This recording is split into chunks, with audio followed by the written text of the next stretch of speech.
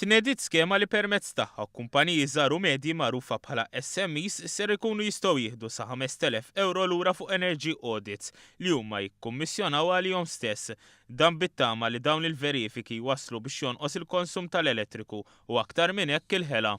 L-iskema magħrufa bħala Energy Efficiency Directive għandha l-irwol li tħajjar iżjed kumpaniji jagħmlu dal-audit li jiswa bejn 6,000 u 7,000 euro.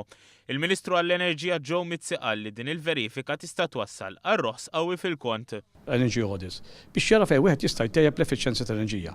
Fil-fatt naf każ jien fejn illi sempliċiment għax sar audit u wieħed irriżulta li kien hemm kalibrazzjoni kemm jivali kalibrazzjoni fejn ma tiswa xejdi, frankaw 4,200 euro. Il-kap eżekuttiv tal-Aġenzija dwar l-enerġija u l-ilma Daniel Zoppardi jispjega kif ser titħaddem din l-iskema.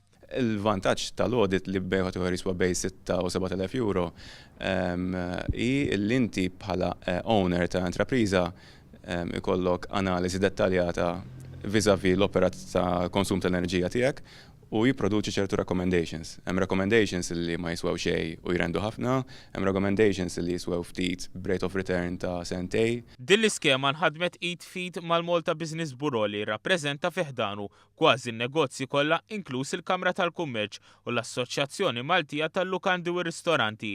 Is-Sur Joe Tanti, kap eżekuttiv ta' dan il-buro, jispjega l-effett pożittiv li din l-iskema ser tħalli fuq l-SMEs. L-SMEs ma jaqgħux fil-kategorija obbligatorja li jagħmlu dawn l-energy audits, però din nħossu li hija xi ħaġa proattiva li qed nippreparaw l-industrija tagħna timxi l quddiem anke jekk mhijiex obbligata bl-aspett leġislattiv. Aħna qed nippreparaw mhux biss li nilħqu it-targets tagħna ta' 2020 imma wkoll qed nippreparaw għal miri aktar ambizzjużi għal 2030. Din l-iskema ser iddum miftuħa sa Diċembru tas-sena d-dieħla u dawk interessati jistgħu jitlu fuq is-sit tal-Aġenzija tal-Enerġija u l-Ilma www.energywateragency.gov.mt.